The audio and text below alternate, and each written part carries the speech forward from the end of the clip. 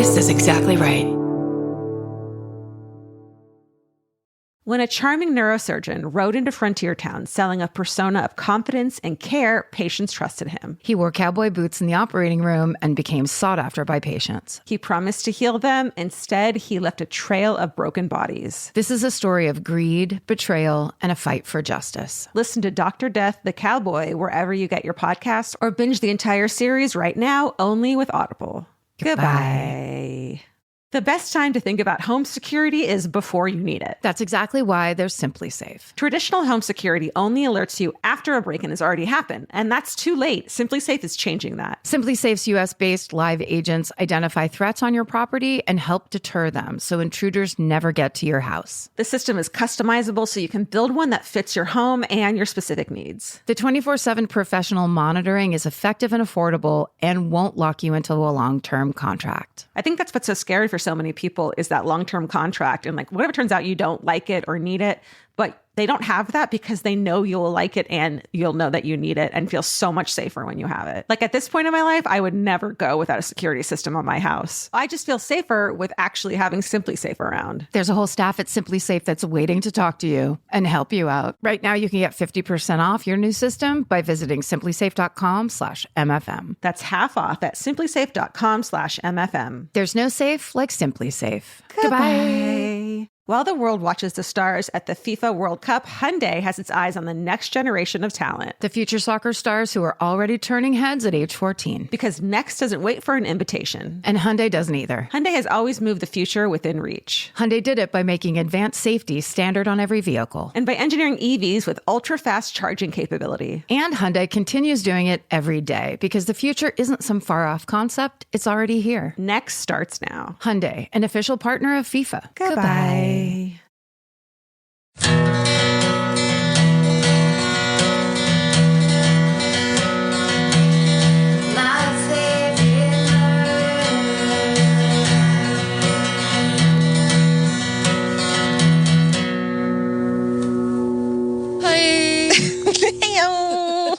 You guys, hi, we're back. Hey, we're back from a week-long hiatus. And now we're here to deliver your favorite. To give you nightmares and anxiety. Your favorite. My favorite. Murder. Everyone's favorite. My favorite. Murder. I didn't get that. Sorry. We should have rehearsed that. We should have. That's Karen. And that's Georgia. And yes, we've been on a slight hiatus. Yeah, we had life things happen to us. Very large life things. Not murder. Thank God. No. But nice things. Georgia got married in a beautiful ceremony on the coast. Thank you. Karen's mom died. She died after a long illness. Yeah, I'm sorry. It's okay. It was actually really lovely. Yeah. It was for me, it was a big, about 2-week period though. Of stress. Yeah, or just like big feelings. Of waiting between her passing and having to do the memorial. Yeah. Which is rare, right? Yeah. I think my dad was waiting. He put a little time in there so that people could come and plan it out and make sure they were there. And then it turned out to be a brilliant idea because there was tons of people. Aww. It was really lovely. That's great. I'm so glad. Yeah, it was nice. When I drove back home, the front end of my car fell off. What? Didn't I tell you that? No. I drove 6 hours back from San Francisco, took the Riverside exit, came to a stop, and the front bumper, like everything under the lights and down, just went into the street. Oh, shit. And this is my favorite part. I had to pick it up and stick it into my car, which is very small. And there was a guy in the car next to me. He's like, "You need my help?" And I was like, "Yes." And so he helped me put it in the car. Aww. And as he came around the side to help me, he looked at all the other cars around us and goes, "You can help people, you know," and started yelling at everybody else for not helping me. Oh, I love him. Which was beautiful.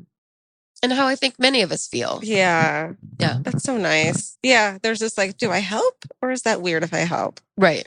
And can I be of help? Like if it was me, I'd be like, can I even lift that thing or whatever? Do you need anything? Yeah. Yeah. Do you want me to park in front of your car with my lights on? So if they hit me, they won't hit you who's out of her car. Should I use myself as a human shield? Exactly. To make sure no more damage comes to your car? Exactly. Or do you want me to play some really good music so you can like do this with... Get it done quicker? Yeah.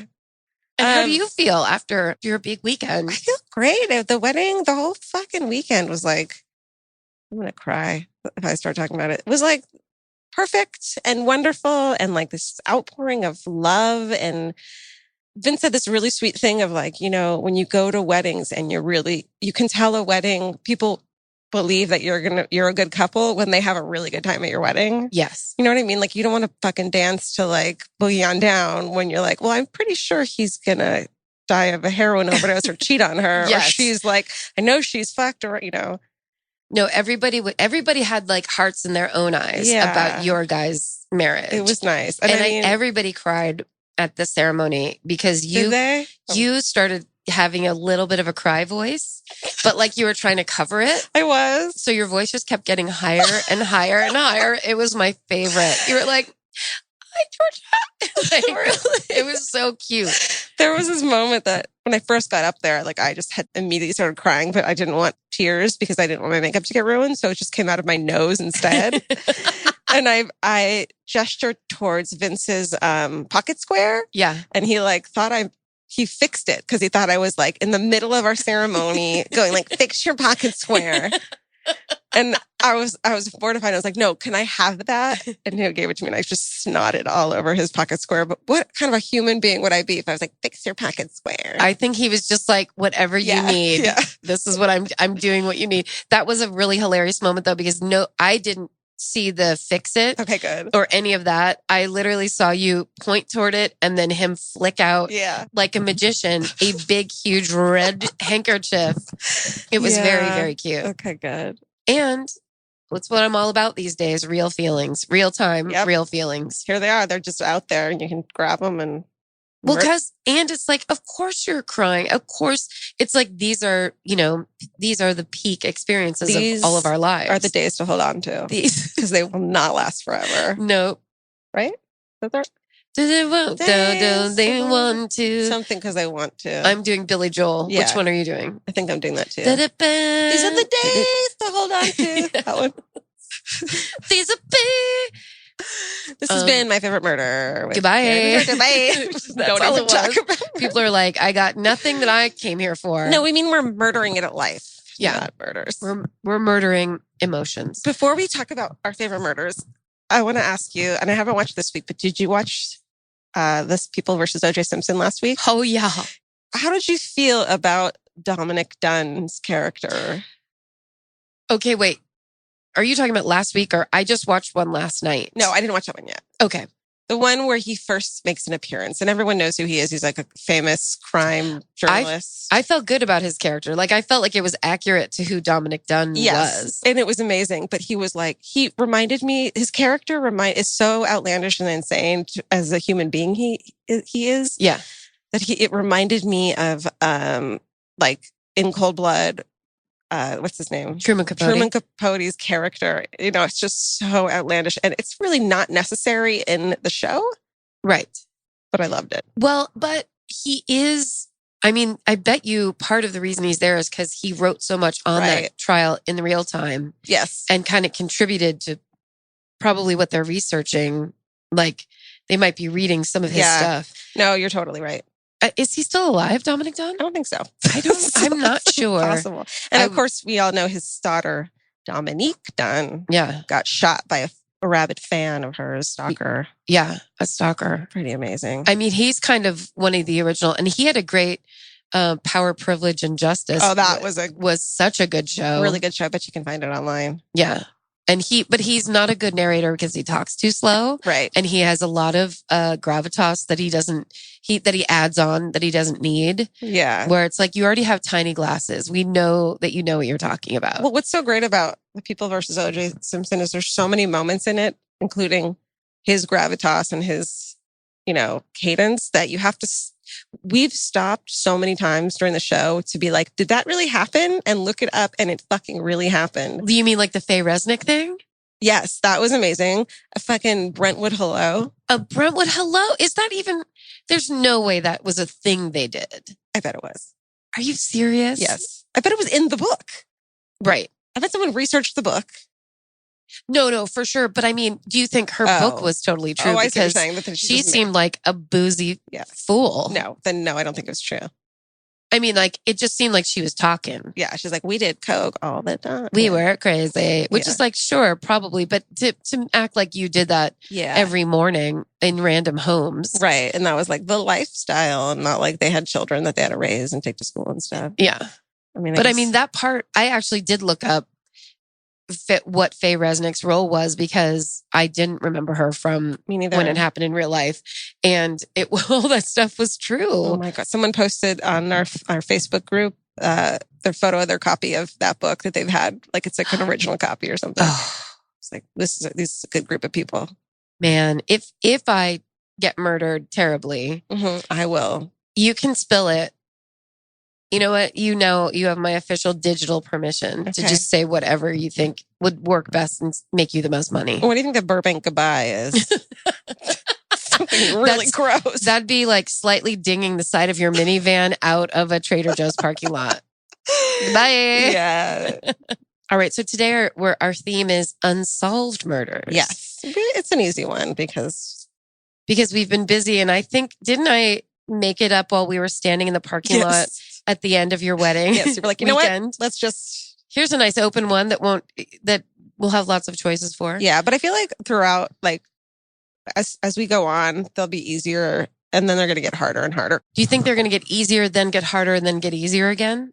Yeah, like I think there'll be a point where we're just getting too specific. We need to get, you know what I mean? Where we like try to make it easier on ourselves. Yes. Over like sandwiches. We're gonna work all the way down to 2 shots to the back of the head at midnight, and then we'll be like, okay. Murders that happened in 1936, in January of 1936. Okay. The Pantaloon murders. Yeah. Do you want to go first? Do you? Whatever you think. I have a theory. We were just talking about this. George and I both think that there's a chance we may have picked the same unsolved murder. Yeah, let me tell you what my original one was going to be. But I ended up changing because I was like, because first of all, it's like near your hometown. Oh, okay. So there's no way you didn't know it. And then I looked it up and it was like, I had liked it because there was like, it was just so random, but that meant there really wasn't that much interesting stuff about it. Right. And then also, it also meant that I also looked it up and it was like, this is who probably did it. And so it was like not. It seemed kind of an obvious answer. Exactly. So it was the 2000, mine was going to be the Jenner, California double murder in 2004, where those kids were camping out on a beach and just got shot with a fucking rare, weird gun. Yeah. You know what I'm talking about? Yes. Because it didn't just happen there. It also happened in San Francisco. Yes. Yeah. So I hadn't realized that had happened. I hadn't realized that they had a couple obvious suspects. And so I was going to do that. I like that one though, because, and also weren't they like, when I like the story when you're reading it and it's like, these were 2 children from a Christian camp. Oh, they were like as squeaky clean as you could possibly be. Yeah, they were. And out in the middle, Jenner is like a big grassy open field of nothing. The idea that you would get murdered in Jenner is like someone was going way out of their way. Right. Or knew the area so well. Right. And was, the first thing that came to my mind was that they pissed someone off earlier the day. Yeah. Maybe road rage and they saw their fucking car parked out there in the middle of the night. You know, something's really simple. Yeah. There's also that rando serial killer that just traveled all across the whole United States. I think his first name was Israel. Holy shit. You know that guy? No. And he looks like a guy that would work at REI. When I saw his picture, I got super freaked out. I don't know. I don't think I've ever been in an REI. REI is like like Patagonia. It's a North Face. Who works? I don't know who looks. Oh, just like a dude who would have like medium length, sandy blonde, curly hair. Necklace. Yes, a rope necklace. Mm-hmm. That's what this guy looked like. And he was randomly killing people all across the country, everywhere he went. And then when they caught him, he committed suicide. So no one knows if like what he It's just so interesting exactly. that the gun was from like 1896. Oh, is that right? It was like a shotgun from 1896. That's probably wrong. But like a really old vintage. Yeah, you shouldn't kill someone with a gun so rare. Everyone take note. If you're going to kill someone, make it a really obvious gun. Or not obvious gun. Yeah, because the antique gun's obvious, right? Right. Yeah. Yeah. What was he like loading a musket on the beach? Yeah, It's they were saying horrifying. it was one of those fucking guns. No. Yeah. That's terrible. And that would mean that there's a delay between killing one and killing the other. Yeah, and he must have been a good shot if it was at night. Oy. And he grabbed the shell casings too, so there's no shell casings left, which means he must have known where they went, because if he was in the sand, maybe he grabbed them out of the air or had like a... Oh, he had a metal detector. Did I tell you Allie got me a metal detector for... Yeah. What? Yeah. Who did? Allie got me for my wedding. No, that is the best gift I've ever heard of. You have no... I've been talking about that, wanting one, and like just wanting to disappear from life and go be a metal detectist. Yes. A detectress? Detectress. Oh my God, that's my new show, The Detectress. The Detectress, because I just saw a thing for metal detector vacations. Oh. And I was like, I want to meet the person who would want to go on a metal detector vacation with me. Because that is like, every time I see something like that, I'm like, that's what I like. Yes. Like, I can never figure out what I like till I see it. I just saw a guy who fucking found a Viking treasure in England. Yes. With the metal detector. You mean the hoard of coins? Yes. Yes.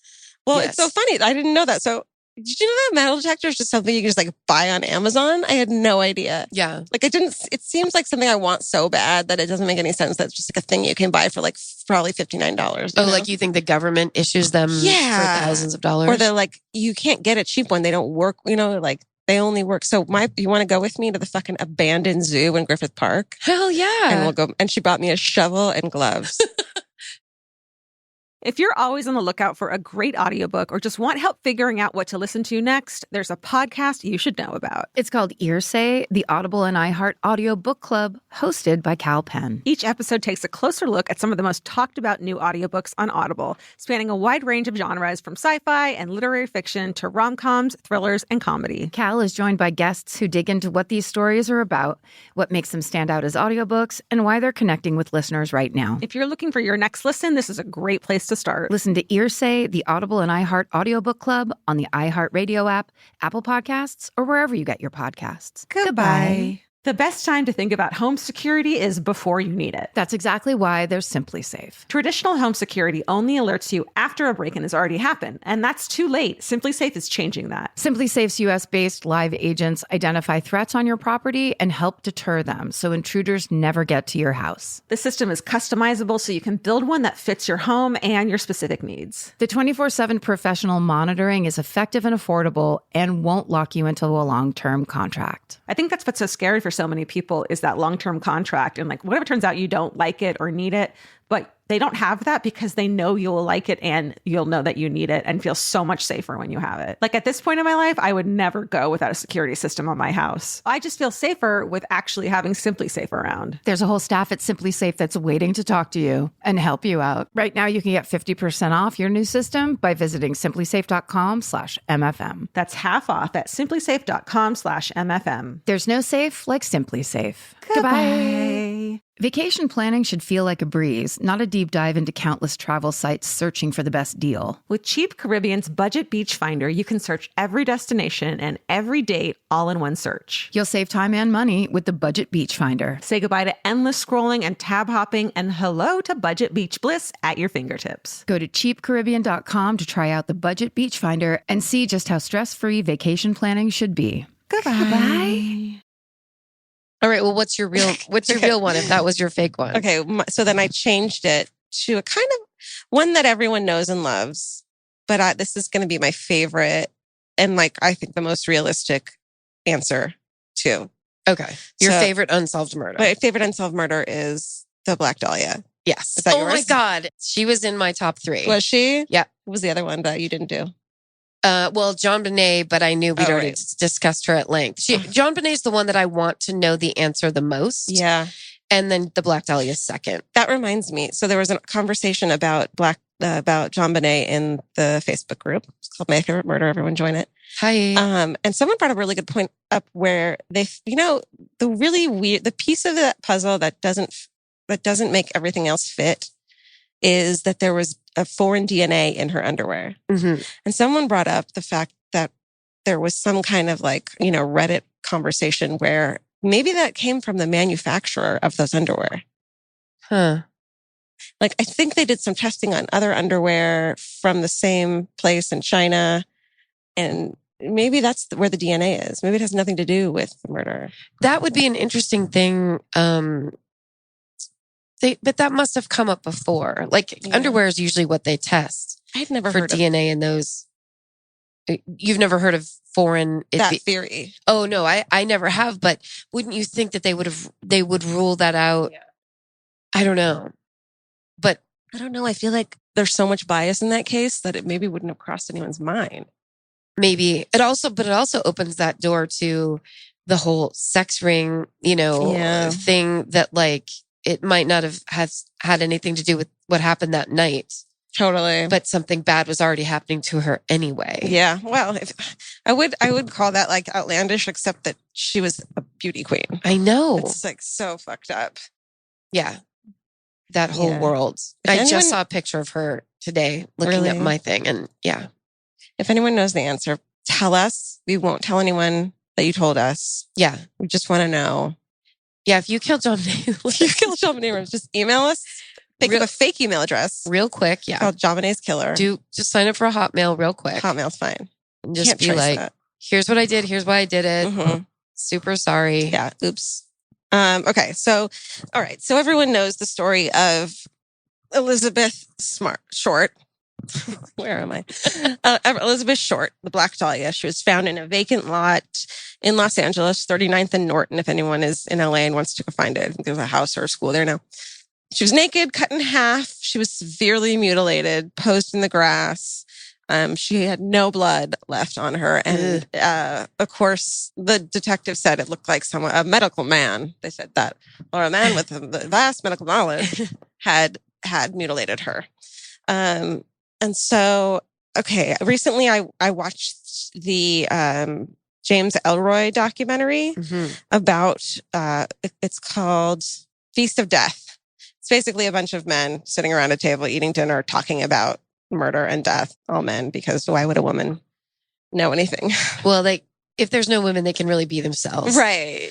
Okay, so I found that psychologist Alicia Levere was a Herald Express writer, and she did a series of columns profiling the whole case. And she identified the person as a possible older woman who had either committed the crime or inspired the person who killed her. Huh. And all these reasons, it was like a psychological profile of why it could be a woman. Is that person you were talking about that wrote those columns from back then or now? It was from back then. Okay.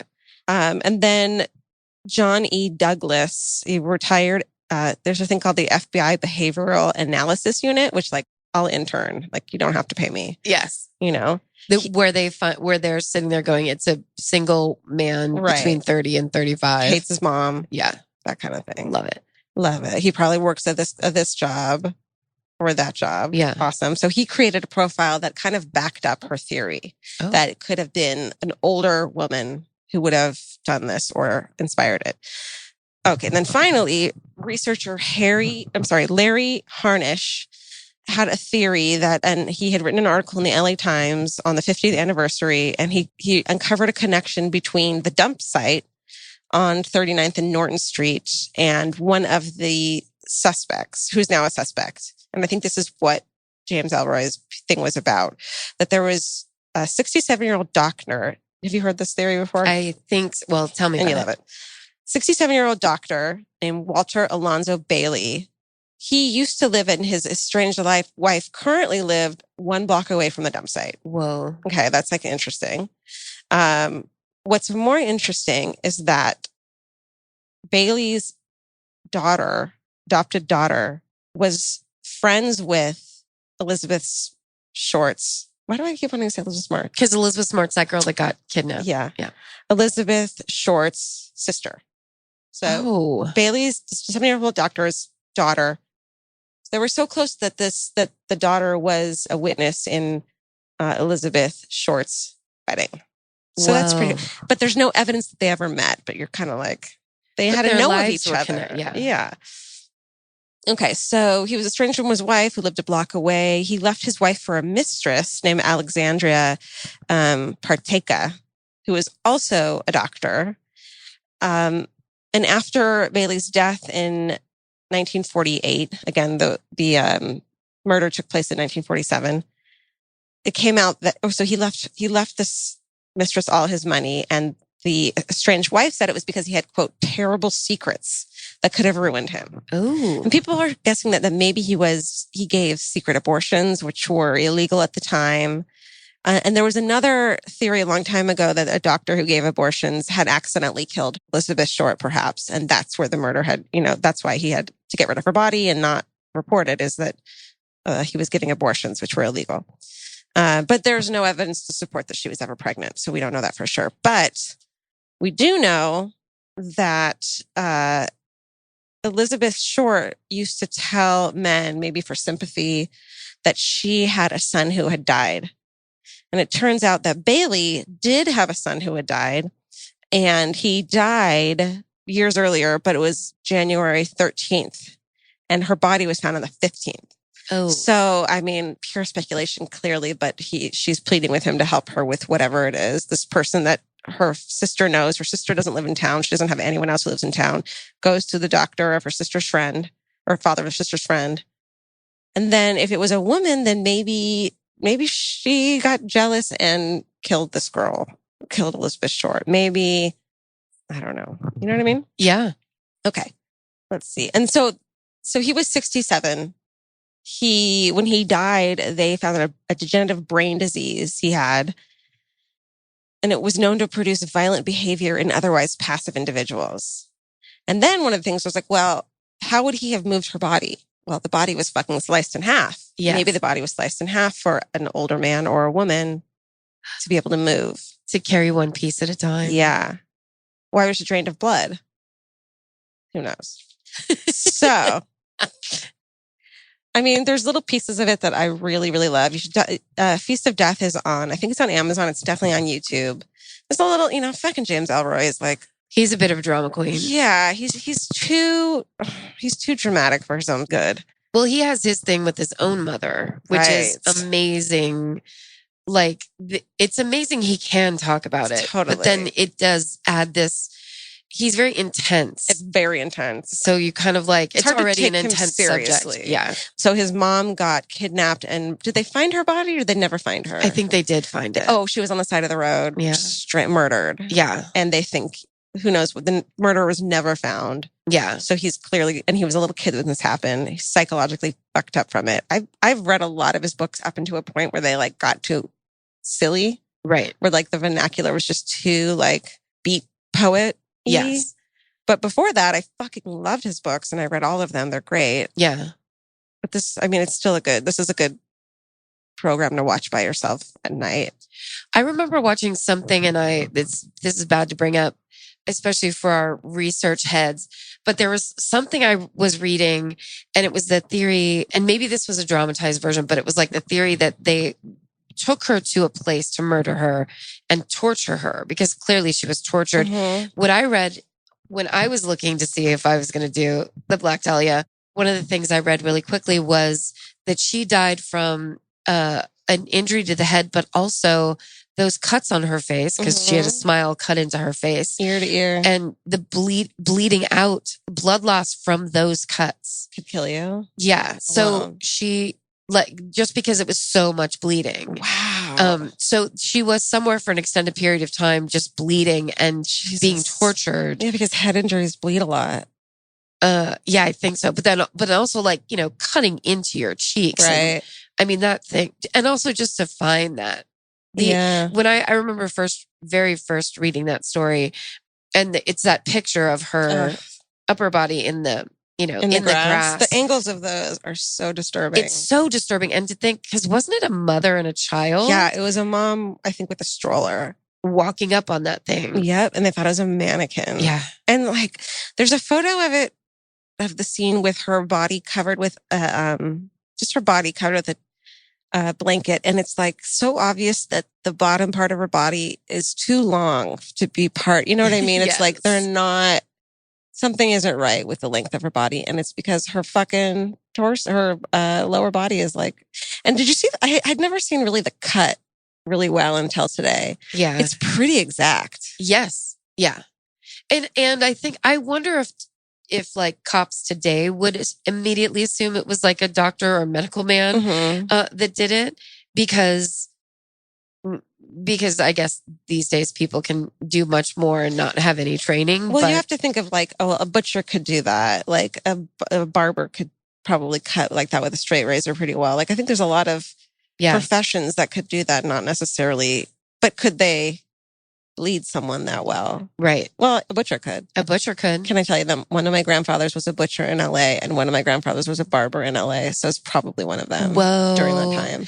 And there's a guy that thinks his father did it. Yeah, that guy. And so that's the thing, is that James Ellroy backed his story too and now isn't, which, that house is just down the street from here. Really? So this guy found photographs in his like evil fucked up father's possessions after he died, and one of them was a photo of what he thought was the Black Dahlia. If you look at it, it's clearly not.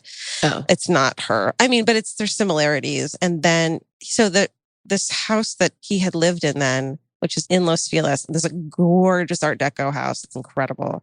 Had a secret room where this father guy would actually give abortions. And he had like hired someone to bring cadaver dogs in when he was like investigating it, and they honed in on that area. But this guy's a little full of shit. I think he thinks his dad is also the Zodiac killer. And like he's since gone on to be so incredible. But however, the father did rape his daughter, as did he like let other people do it.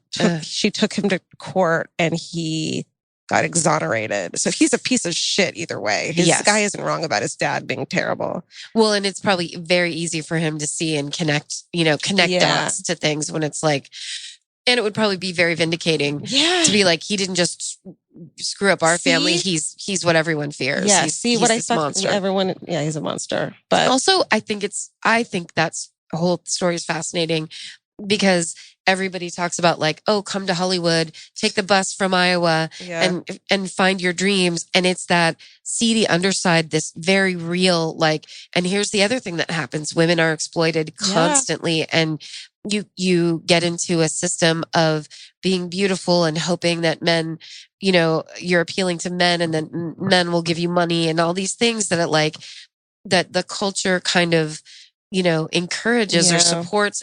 But then if you get into that, you're the one that gets punished for it. And maybe you deserve to die. And she wasn't a prostitute, which is what they said in the beginning. She absolutely wasn't. Right. But she did go out with a lot of men because she would go out with them to eat because she didn't have enough money for dinner. Like that's what it's like when you come to LA to be an actress, really. So that's not prostitution, but it's almost like, do you, it's the thing of like, do you live the kind of lifestyle that would put you at risk? And that's one of them. And if you do, then it's your own fault for eventually happening upon someone. I also didn't know that her luggage had been checked at the Biltmore Hotel. Oh, really? And she's missing for 5 days. Like there's no, the last trace of her that anyone can confirm is on January 9th. And her body isn't discovered until the 15th. Ugh. So her getting kidnapped would make sense. That's so creepy. Yeah. If you're always on the lookout for a great audiobook or just want help figuring out what to listen to next, there's a podcast you should know about. It's called Earsay, the Audible and iHeart Audio Book Club, hosted by Cal Penn. Each episode takes a closer look at some of the most talked about new audiobooks on Audible, spanning a wide range of genres from sci-fi and literary fiction to rom-coms, thrillers, and comedy. Cal is joined by guests who dig into what these stories are about, what makes them stand out as audiobooks, and why they're connecting with listeners right now. If you're looking for your next listen, this is a great place to start. Listen to Earsay, the Audible and iHeart Audiobook Club on the iHeartRadio app, Apple Podcasts, or wherever you get your podcasts. Goodbye. The best time to think about home security is before you need it. That's exactly why there's Simply Safe. Traditional home security only alerts you after a break-in has already happened, and that's too late. Simply Safe is changing that. Simply Safe's U.S.-based live agents identify threats on your property and help deter them so intruders never get to your house. The system is customizable so you can build one that fits your home and your specific needs. The 24/7 professional monitoring is effective and affordable and won't lock you into a long-term contract. I think that's what's so scary for so many people is that long-term contract. And like, whatever turns out you don't like it or need it, but they don't have that because they know you'll like it and you'll know that you need it and feel so much safer when you have it. Like at this point in my life, I would never go without a security system on my house. I just feel safer with actually having Simply Safe around. There's a whole staff at Simply Safe that's waiting to talk to you and help you out. Right now, you can get 50% off your new system by visiting simplysafe.com/MFM. That's half off at simplysafe.com/MFM. There's no safe like Simply Safe. Goodbye. Vacation planning should feel like a breeze, not a deep dive into countless travel sites searching for the best deal. With Cheap Caribbean's Budget Beach Finder, you can search every destination and every date all in one search. You'll save time and money with the Budget Beach Finder. Say goodbye to endless scrolling and tab hopping and hello to Budget Beach Bliss at your fingertips. Go to cheapcaribbean.com to try out the Budget Beach Finder and see just how stress-free vacation planning should be. Goodbye. That's my favorite classic. Unsolved Murder. Unsolved Murder. And isn't there a movie with Josh Hartnett and like ScarJo? It's based on James Ellroy's book, The Black Dahlia, which is a really good book. The movie was stupid, but I liked the book a lot. Yeah. So go read that. So Karen, hi. I have a question. Well, mine is also takes place in Los Angeles.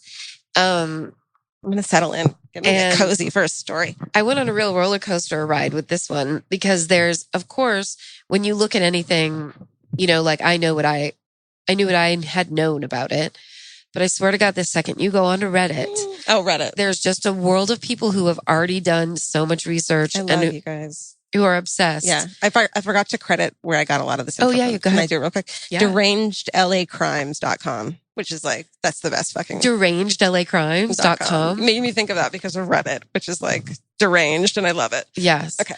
Sorry. Wait, that's a good website to go to for stuff like that. It seems like it's a fun like blog. Yeah. Yeah. Oh, okay, cool. I had my assumptions and I was kind of writing what I thought was going on. And then a link led me to Reddit. And then it's just all these people are like, I already looked at that and and it's just theory. And here's theory, why theory. it couldn't be this. And here's, it's fascinating. That's so good. This is the story of Elisa Lamb. And she is the one who, she is the 21-year-old Canadian student who took a trip to, she called it her West Coast tour. She had been in San Diego. She was stopping over in LA before she was going up north. And she checked in at the Cecil Hotel, which is a hotel downtown near Skid Row that used to be fancy.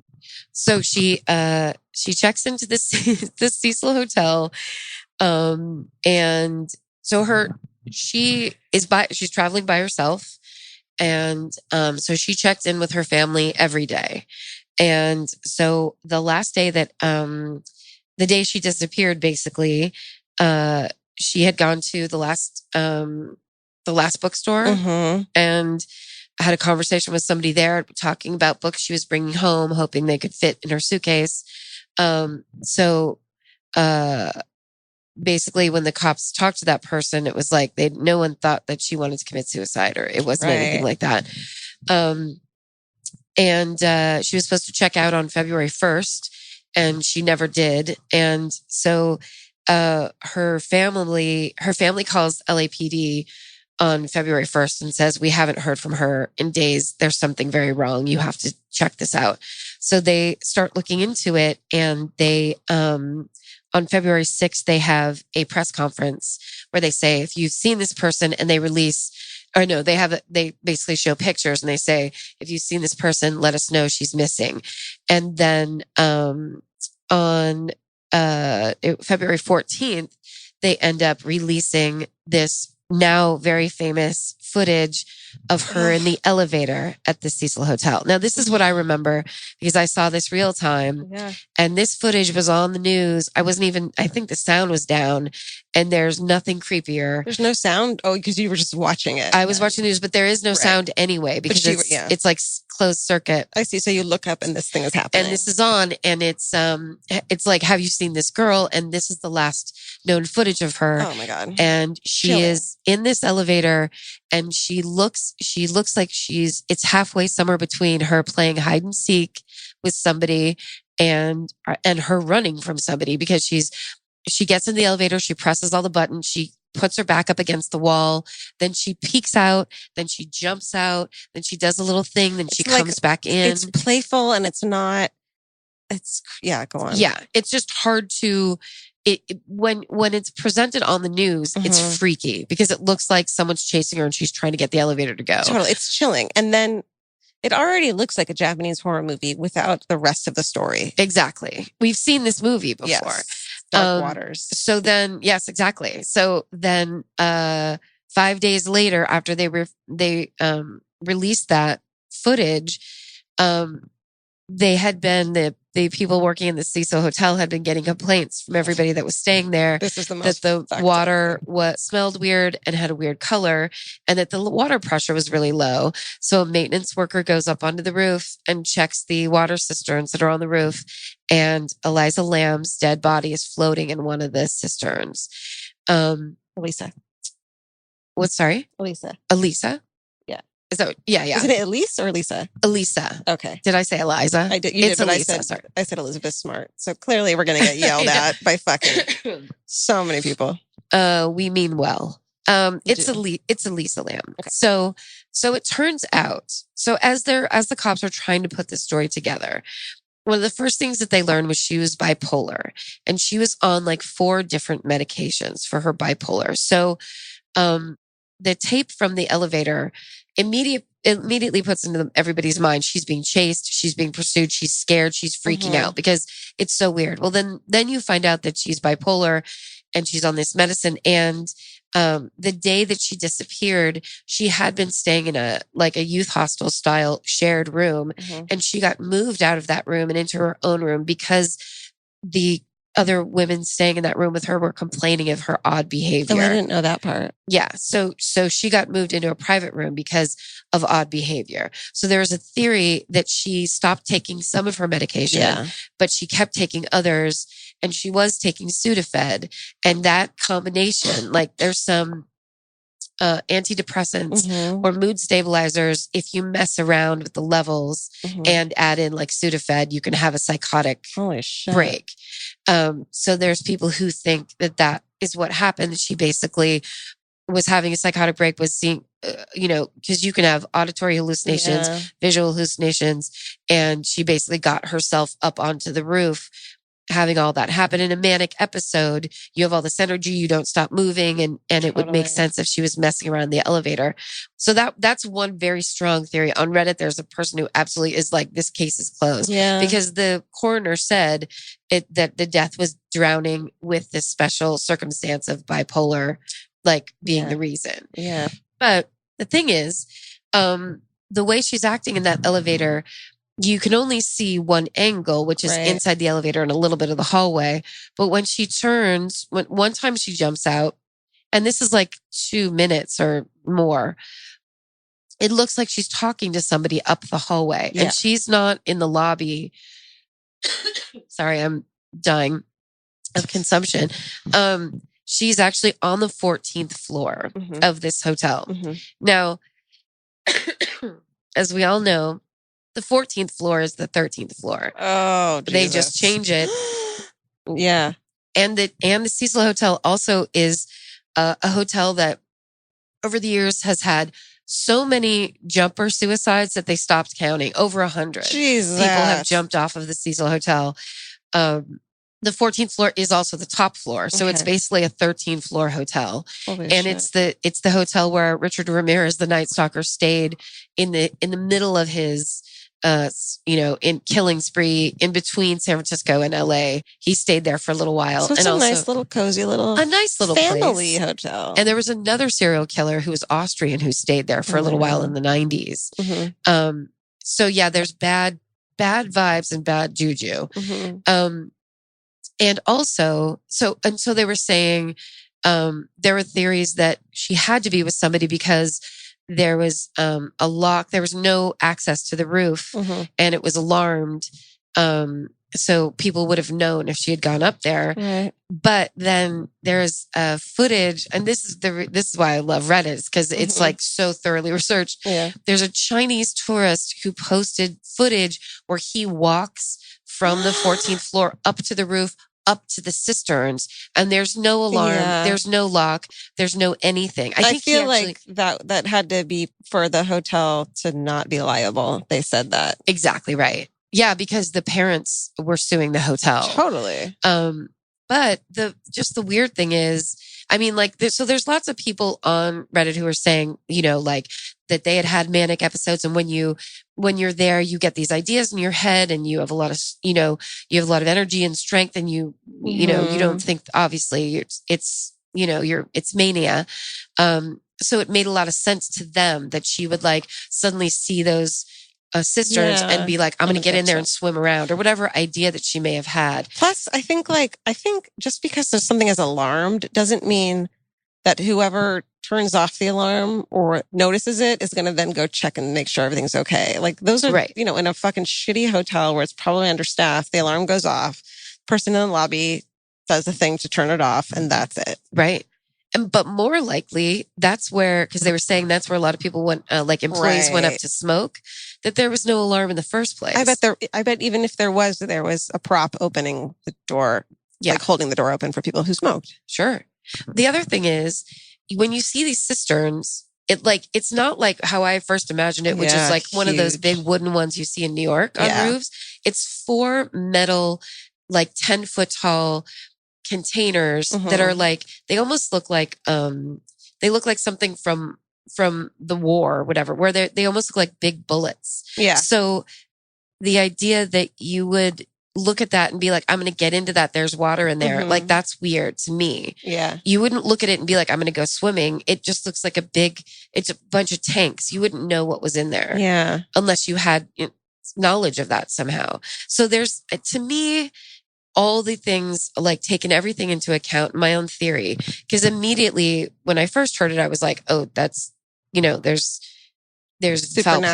supernatural or foul play. Supernatural, maybe, not probably really. Not. Foul. I mean, I do love the idea that it's like, it's basically a death hotel, but then definitely foul play. Yes, for sure. But going up there, like the idea that she would have the idea.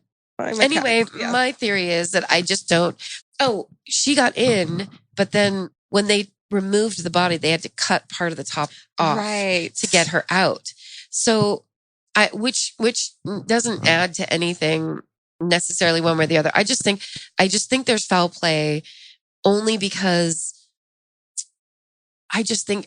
because if somebody is having, like, is off their meds or has a thing, I think that it's like a wounded animal in the forest. That doesn't mean that people are going to be nicer to you or take care of you. I think that means that if there's people around that would be, what? I'm sorry. What? Sorry. Oh my God. I'm sorry. You just got so mad at me. I was looking for a thing that I had seen on Google. No, that's fine. I'm just trying to say, if there's people around that would harm you, that would actually be an attractor. If there's somebody acting weird, being weird, and then you're also in this murdery residential hotel where there are poor people that live there. Yeah, it's a really bad neighborhood too. It's not like it's a hotel like down, anywhere in LA. It's like literally a block from Skid Row. Yes. It's in the worst part of LA that really you could be in. Even the walk to the last bookstore is sketchy. Yeah. From that hotel. Yeah, everything about the surrounding area is dangerous. If you're acting weird and you're kind of setting up those vibes, it's a bad situation. So yes, she could have, like, the mania. There's a lot of people who felt very strongly of like, this is exactly what happened. But also it's just such a perfect thing of like, oh, well, it's just this girl by herself who suddenly is like not okay. That's the second somebody notices that, all they have to do is look out their hotel room peephole and be like, oh, I'm going to go see if this girl wants to go take a walk on the roof. One thing I thought was interesting that I found on Reddit was that in the video, she's wearing someone's shorts. Did you see that? Yeah. Where someone was like, that looks like she's wearing a skirt, but they're clearly like board shorts or like cargo shorts. And they clearly weren't hers or what the kind of clothes she wore, because she was like a fashion blogger and really into fashion. Oh. And did they find her clothes outside of the tank? No, but she was naked in the tank, but everything it was in there was with her in the tank. So I guess, I mean, who knows? That could have been explained. Maybe she stole them from the hostel she was at. But the shorts that she has on in the video are guy's shorts. Yeah. So yeah, maybe she met someone staying at the hotel also, and fuck. I know. And there's definitely no drugs in her system, right? No drugs in her system, and all the things that would explain that, like alcohol, drugs. She went to a bar that night, but all the things that all the theories of people saying maybe someone drugged her, that's why she was acting so weird. It doesn't. They're not in her system. Yeah, they would have clearly done tests for that. And here's the really irritating part: they took a rape kit, but they never processed it. What? Because they just figured, what's the point since we know she did it, basically. Fuck. So we kind of never know. It's a little bit the perfect murder in that way, if that's what happened, because she's in the water. There will be no evidence on her body. And can they tell exactly how long she was in there? Was she in there from the night of the video? Yeah. Until they found she was in there for like 3 weeks. So you probably can't find a ton of evidence after your body's been in the water that long. No. I'm really sorry. I was looking up this thing that I wanted to tell you while you were telling the story, that there was some tuberculosis drug. Did you see that? What is it that is the same as her initials? It's called the Lamb Elisa test. Right. Elisa. Elisa. ELISA. It's an S, not a Z. That there was an outbreak of tuberculosis on Skid Row. Yeah. That's just a weird coincidence. It's just like the weirdest coincidence I've ever heard of in my life. That there was a test or something called the Lamb Elisa. Yeah. Test. It's just her name. It's her fucking name. Yeah. What in the fuck is this world? There's a couple of other alleyways that I'm not going to go down now because I don't know them well enough. Yeah. But all you have to do is go onto Reddit or go onto YouTube. Yeah. And people have like talked through all of them. Yeah. That are like, there's about like invisible cloaking and like all this different stuff. Just theories. I watched the video with my face so close to the screen to like try to see any abnormalities or anything weird. Well, but here's what is interesting: that the numbers on the tape, whatever that's called, the time code on the tape is distorted, and they don't know if the cops distorted it or the hotel distorted it, but there is a full minute missing in the tape. What the people have studied the time, the like messed up time code enough to see when it clicks over to another minute, but like whatever. So the tape itself is really, really weird. You know what? Another thing about the tape being weird that I thought was really interesting was that she's pressing all the buttons and the elevator never leaves or closes the door. Because she's pressing the elevator hold button. Oh, she is. Which people have gone there and tested it. It will hold it open for 2 minutes. Oh. So she's on 14. So she presses 14, 10, 7, 4 or whatever. She goes right down the center and elevator hold. Oh. So you can't figure out if she's playing a game, if she's trying to get out of there as quickly as possible. Some people say that's what you're supposed to do if you're afraid somebody's following you. Oh, because then they won't know what floor you get off on. They don't know what floor you're on, and it'll open every time, so you'll have every chance of seeing somebody else. I've never heard that. Yeah. That is fucked up. And the other thing is they slowed the tape down when they released it to the public. It's actually 125% slower than it should have been. So when you speed it up, I don't know. Yeah. It looks creepier when she does like the hand movements and stuff. Totally. And they don't know if it's just to get people's attention or to make it look weirder than it is or what.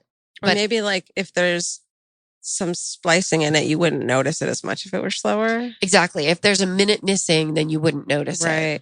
Does it like, okay, do you think that she looks scared or that she's playing a game, like in your heart of hearts?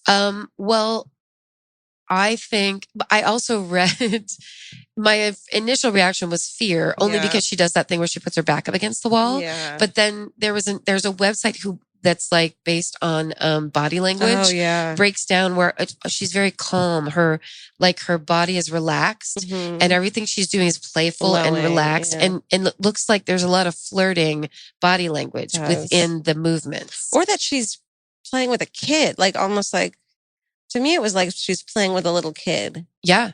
And trying to amuse a child. It's very childlike. Although there is one part where they specifically say this is like flirting. This is definitely a flirting movement of like she puts her hands up but then she like reveals her armpits. And it's like a whole thing that's it's like sexual preening is what they call it. Well, so and she's looking up the hallway. So it's exactly where you can't see the person. Is she looking where the door to the water tower is? Or is she looking the other way? I wonder. I don't know. That would be good to like go and stand there and look at. But I think in the Chinese guys, I mean, it literally is all in Chinese. I have no idea what he's actually saying.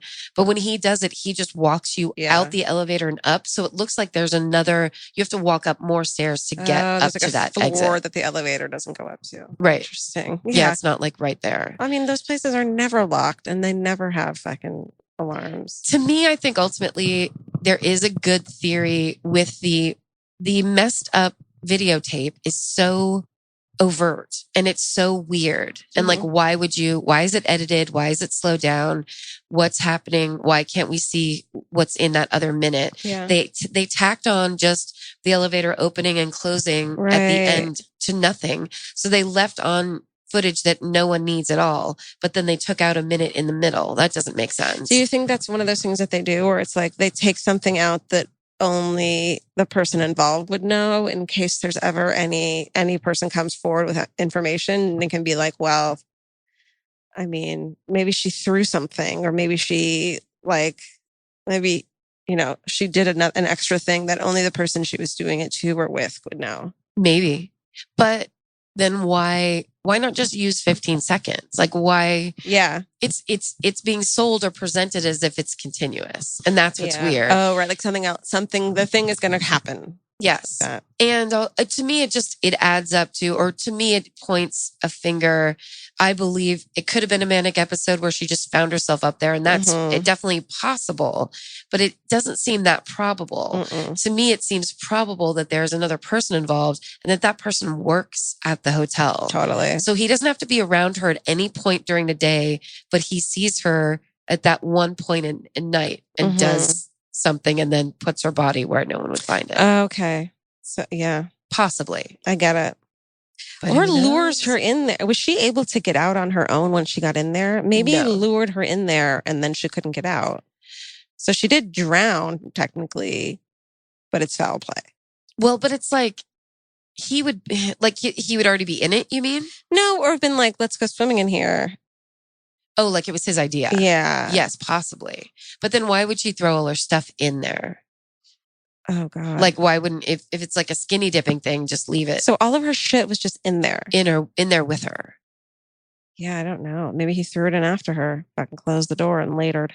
Could have been that. And also could have been, if it was her idea by herself to go in because she wanted to be in water, once she's in there, it's hard to tread water with clothes on. Take your clothes off. Yeah.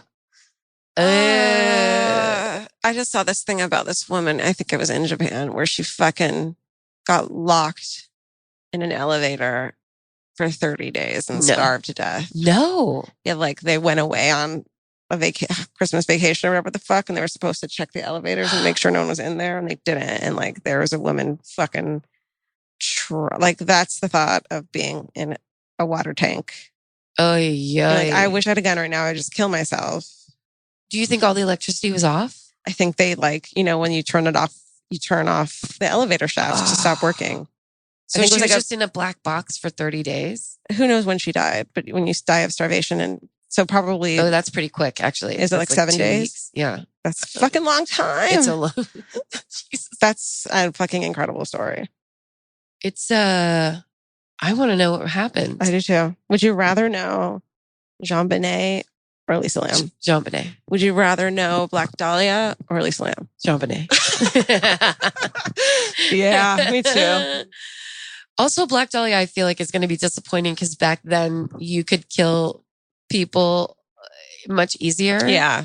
Like, and also I think if Elisa's story is that it was just this manic episode and she just what a bummer lost her shit, it's just the total tragedy. Yeah. And I'm only in it for the like what factor. I'm in it for the like, well, that could never happen to me. Yes. And if it's like someone killed her, then you're like, well, I can avoid that. But if it's like, oh, she just fucking lost it and like thought it'd be fun to go, like I would think that before. Of course. I've gone swimming in stupid places before. You want to go up high. You're like, oh, I want to see the city. And I'm I'm alone in this big city, and this is like my first time away from my family. She's also at the really good ripe age for what's it called? The crazy people. Schizophrenia? Yes. That's right. That's like around that age. So she might have been having some symptoms to begin with. Yeah. I mean, when I first saw that, I was like, bath salts. Totally. She ate bath salts. Oh, yeah. She got bath salts on Skid Row and fucking jumped in the tank. But I doubt it. So bad. It's so bad. I mean, a lot of people on Reddit were just talking about how careful you have to be when you have mood stabilizers and like antidepressants and all this stuff. I didn't know that. I'm on both of those. Yeah. I didn't know that. Yeah, you have to be careful. No, well, you have to do exactly what the doctor says. Okay. I don't do that. Should we read some favorite? Oh, you have a recording. Oh, that's right. I asked my friend Karen Anderson, who does Doug Loves Food, the Doug Benson Food podcast. Mm-hmm. She's the co-host, stand-up comedian, writer, friend to all. And I asked her, we grew up very close to each other. Oh, really? She grew up in Novato, which is the town next to Petaluma. Man, you guys are ripe for fucking crimes. Yes. And apparently she got a good one. So she left me a message today. And you haven't heard it either yet. I have not. I heard the first 5 seconds to make sure it recorded. Let's see. So here it is. Hi. Oh, Karen. This is Karen. I'm here to tell you about a murder that took place. It took place in 1980 in Novato, California, sleepy little town. You might have heard of it since it's the next town over from your house. It was a terrible thing that had happened. My sister's friend had moved to Novato with her stepdad. You know, when the stepdad's in the picture, and in a murder situation. I think you know who did it. Anyway, her and her sister and her mom. They moved to Novato, and they were there for 2 years.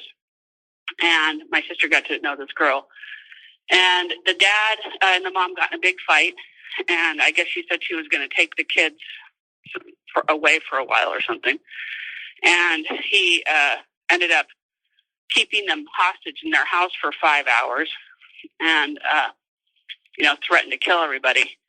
But finally, I don't know what happened to set him off, but like the mom, he shot at the mom 2 times. She got away. She ran away out the back door. And then he went up the stairs to the girl's bedroom, and the older girl was holding the littler girl. I think they were 14 and 10, holding the younger one. And the stepdad killed shot the older one in the back of the head a couple times. And then I don't know if he tried to shoot the little one. And then he shot himself on the stairs. They found him on the stairs, and the older one died, my sister's friend. Jesus. And then the little one survived, and the mom survived, is from what I remember. And anyway, I hope that makes your day. All right. Wow. Oh man. That 10-year-old is just fucked. That is a horror movie. That's like the stepdad horror movie. There's so many thoughts that go through my head, mostly for the survivors and the mom's guilt for running. Mom's guilt. What was she supposed to do? Like, she ran to go get help. And also she'd been shot at. Like, that's a fight or flight. That's reptilian brain. Yeah. Like, he was clearly going to kill her. She got lucky.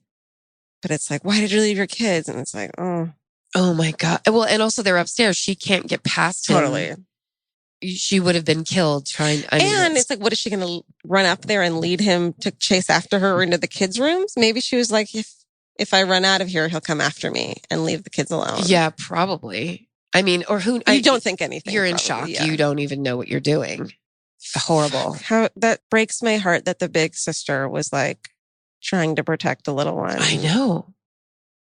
Yeah, my first thought is like, just kill me too. Like, I would just want to be killed too. Yeah. That's awful. Well, also, there is that thing too, that when people survive things like that, mm-hmm. I have to say the bad part of me is like, oh, he killed himself on the stairs. Good. Thank God. Oh, for sure. That's what he should have done. He should have done it first. Because then that fucking 10-year-old would be going to parole hearings for the rest of her life, making sure he didn't get out and always be a little bit terrified that he was going to escape or fucking get out or, you know. Yeah. Him being dead is the best outcome of this story. Yeah, for sure. Which it's like, do you believe in the death penalty? That's such a hard thing to say, but I believe in you fucking killing yourself. Yeah, you do it yourself. Yeah. Although then it's like he escapes any kind of punishment. I know, but God. I know. The choices. I know. It turns out life is hard. It's difficult. and I think the things that fascinates me is like, yeah, that was one town over from where I grew up. Crazy. I've never heard that story before. It's insane. I had no idea that even happened. The fact that she was friends with I know. It's just like you're a step away from it. Totally. Like, what if you had spent the night that night? Yeah, exactly. Or what if she spent the night at your house that night? Yeah. Or what if then I think of like, what if those things have happened where it's like you just will never know that like you almost died that night, but if you hadn't spent the night at this person's house, you didn't. It's kind of like it has a metal detector feel to it of like what's underneath, what is possible, what's there that I don't know is there. Yeah, that's must be why we love metal detectors. Mm-hmm. I wonder if that's a normal thing for people who love true crime is being into metal detecting. Probably, right? Right. Investigations. Yeah. It's almost it's like in Minority Report where it's like the futuristic idea of like you can know something's going to happen. Yeah. It's like if you can know that you just missed some crazy shit happening to you. Would you want to know? I don't think it'd be good for you. No, I don't think so either. But at the same time, that's all I think about is what's going to happen. What did I miss? How do I avoid this? How do I avoid that? So I think about it all the time anyways. Yeah. Wouldn't it be nice to be like, to have some like, yeah, you're right. So you can be like, okay, good. This is why. But what if you were so right all the time that you were just like, geez, cars just keep crashing through fucking windows while I'm sitting next to them. Do you want to, let's read, like maybe we'll both read one person's hometown. Okay. Before I die? Yeah, before you die of disease? Yeah. So we always have you guys either email us at myfavoritemurder@gmail. On the Facebook group, we have a Twitter, myfavmurder, and you tell us your hometown murders, which we love. But this time we said, tell us your favorite, unsolved murder. Yes. Do you like that better? Or so you want to do one hometown and I'll do one unsolved that's not hometown? Or should I look for I think this one that I have is unsolved. Okay. But I think that's just by chance. Okay. I think the one I have is just her favorite murder that's unsolved. Okay. You want to go? You want me to go? You go. Okay. So, this girl's name is Lauren. We also told you guys we would stop saying your full names. I totally didn't even think about that. Sorry. I did not think about that at all. I'm like, doesn't everyone want to be fucking Loudon and famous and shit? For real. Yeah. Just because we're famous doesn't mean everyone else is. People are like, could I have a little bit of privacy? Yeah. We talked about your stalker and then okay. I like though that a lot of people have adjusted in it. They're signing it like just with their last initial where it's God. Thank you. You're helping me. Sorry guys. We won't do that again. Yeah, we won't. So Lauren S. She says, the one that gets me is the boy in the box. Oh, yes. In 1957, a boy believed to be about 5 years old was found on the side of the road, wrapped in a blanket inside of a bassinet box, having been killed by blunt force trauma. Worst way to go. He was freshly bathed, fingernails clipped, and his hair was crudely cut. He had old medical related scars in addition to fresh bruising and signs of past trauma. He appeared to be malnourished. No one had ever come forward to claim him or with any plausible explanation of who he may have been. He is also known as America's unknown child. Fucked up, sad shit. No, didn't you tell me? I thought we talked about it on here that they found DNA evidence to figure out who he was. Did I do that when we were It was in the like beginning? It was at the beginning of the show update. Right. So and I just saw this one because I was looking up unsolved murders and he came up. There was illustrations of what he looked like when he was found in that box. I mean, clearly he was either in a foster situation. It was in Chicago, right? It was I thought it was Baltimore. Okay. Or Philadelphia. Okay. Somewhere where you can get just lost in the system. But also 2 different people found him and didn't report it before the final person did. The fuck, you guys? I think that like a hunter found it and then didn't say anything. And then the second person waited a full day. Oh my God. The thing about him being found in a bassinet box is that makes me think either at a home for children or a foster, like crowded foster house, crowded foster, where like, Yes, television.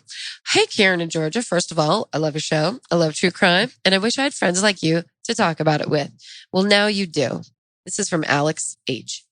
So this is a secondhand story. My mom told me recently she grew up in the Rochester, Spencerport, New York area, and she lived there when the 3 Alphabet murders happened. Just a little background info in case you weren't familiar. 3 young girls were raped and strangled in Rochester, New York, and they all had double initials, and their bodies were all left in towns that started with the same letter as their first and last names. What? The 3 girls are Carmen Colon, 10, disappeared November 16th, 1971. She was found 2 days later in Riga, New York, near Churchville, 12 miles from where she was last seen. Michelle Mayenza, 11, disappeared November 26th, 1973. She was found 2 days later in Macedon, New York, 15 miles from Rochester. And Wanda Walkowitz, 11, disappeared April 2nd, 1973. She was found the next day at a rest area off of State Route 104 in Webster, New York, 7 miles from Rochester. These cases were also connected to another set of double initial murders in California. One of the victims there was also named Carmen Colon. I don't know much about these, in parentheses. Same name? Yeah. There were a few suspects over the years, including Kenneth Bianchi, who was ice cream vendor in Rochester and who later became one of the 2 Hillside Stranglers. Yes. Another suspect was Carmen Colon's uncle. My mom was in 3rd grade at Holy Redeemer Catholic School when the first murder in New York happened in 1971, and she was in the same class as the New York Carmen Colon's younger sister, Angela. And she had been at Carmen and Angela's house just a couple weeks before the murder for a birthday party. Even if you don't read this on the show, you should totally even if you don't read this on your show, you should totally talk about it on your show because it is some really freaky shit. You're exactly right, Alex. That is nuts. Karen, go change your fucking name. Karen Kilgariff would have been later days. How many people changed their name in Rochester around that time? Do you think that had second double? Little girls with a double letter. Because that meant research. That was like, what, do you work at a school? Did he work at maybe he was like worked at a school, and the weird thing is the towns that he left them in. Yes. That's some fucking OCD shit. It's weird. And it's, you know what? That is the kind I'm the most interested in, is that tricky, hooked in, like that 7 kind of stuff where there's theories and there's whole storylines going on that no one even understands or knows about. Well, that's what you want the murders to have, because then it is so much more interesting than there's just some fucking creepy, gross dude doing this. Instead, it's like, okay, we just need to solve this. And it's a really smart person doing all these things. I mean, it sounds like an obsessive thing that maybe the person doing it doesn't even want to be doing it, but feels like a compulsion to do it. Yeah. You know, like it's like, you know how OCD people are. It's like you're setting things right by doing these things over and over again. You're like, or you know how sometimes it turns out where it's like their sibling who died had the double letters. You know what I mean? There's some weird, they're acting out something else that had already happened. Or their mom was abusive and had double letters, or Jesus. Double letters. Don't do it. It's so random. It's so random. And yet very specific. I mean, what if it sounds, I mean, if there was a now known serial killer living in that time, in that area at that time, I mean, it's probably him. Bianchi. Is it Bianchi? I mean, that's a very strange thing that would happen there. Although they did like teenage girls and older. But maybe these are little kids. Separately, they did that. Maybe it was the other one's inclination. Oh, right. It was Anthony Buono's preference to do the older ladies. So he went along with it.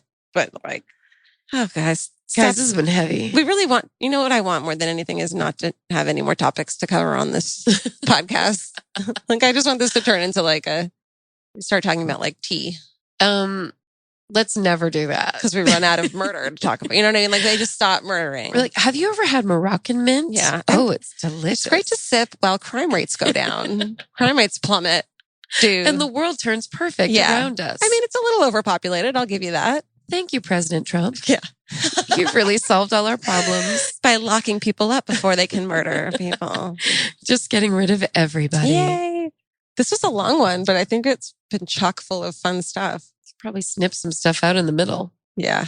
Where can we find everyone? We can find them on our Twitter. Oh, yes, on Twitter. There's a Facebook group. If you go there, you have to ask to join it. So don't lose faith. You just have to, what do they do? Click something? Yeah, just say approve, and then I approve them. And that's just so you can talk with impunity. Oh, right. And, it's a private group because we don't want your sister to see that you're in a group called My Favorite Murder. Oh, but there's nothing to do. You just have to ask to be in it. You'll be let in. Immediately. And then there's the Twitter, and then there's My Favorite Murder at Gmail to send us your hometown murders. Yay! Which we love. We love. I'll get better so that I'm not dying of emphysema the next time we record. It's sexy emphysema. Super sexy. Thanks for listening, guys. Thanks, everybody. Don't go in the water tank. Bye. If audiobooks are your thing, or if you've been meaning to listen to more of them, you should check out a podcast called Earsay, the Audible and iHeart Audiobook Club, hosted by Cal Penn. Each episode spotlights standout audiobooks on Audible across all kinds of genres: sci-fi, comedy, romance, thrillers, and more, with Cal talking to guests who help break down what makes each story worth listening to. It's a fun, easy way to discover your next great audiobook. Check out Earsay on the iHeartRadio app, Apple Podcasts, or wherever you get your podcasts. Goodbye. The best time to think about home security is before you need it. That's exactly why there's Simply Safe. Traditional home security only alerts you after a break-in has already happened, and that's too late. Simply Safe is changing that. Simply Safe's U.S.-based live agents identify threats on your property and help deter them so intruders never get to your house. The system is customizable so you can build one that fits your home and your specific needs. The 24/7 professional monitoring is effective and affordable and won't lock you into a long-term contract. I think that's what's so scary for so many people is that long-term contract. And what if it turns out you don't like it or need it, but they don't have that because they know you'll like it and you'll know that you need it and feel so much safer when you have it. At this point in my life, I would never go without a security system on my house. I just feel safer with actually having Simply Safe around. There's a whole staff at Simply Safe that's waiting to talk to you and help you out. Right now, you can get 50% off your new system by visiting simplysafe.com/MFM. That's half off at simplysafe.com/MFM. There's no safe like Simply Safe. Goodbye. Vacation planning should feel like a breeze, not a deep dive into countless travel sites searching for the best deal. With Cheap Caribbean's Budget Beach Finder, you can search every destination and every date all in one search. You'll save time and money with the Budget Beach Finder. Say goodbye to endless scrolling and tab hopping, and hello to Budget Beach Bliss at your fingertips. Go to cheapcaribbean.com to try out the Budget Beach Finder and see just how stress-free vacation planning should be. Goodbye.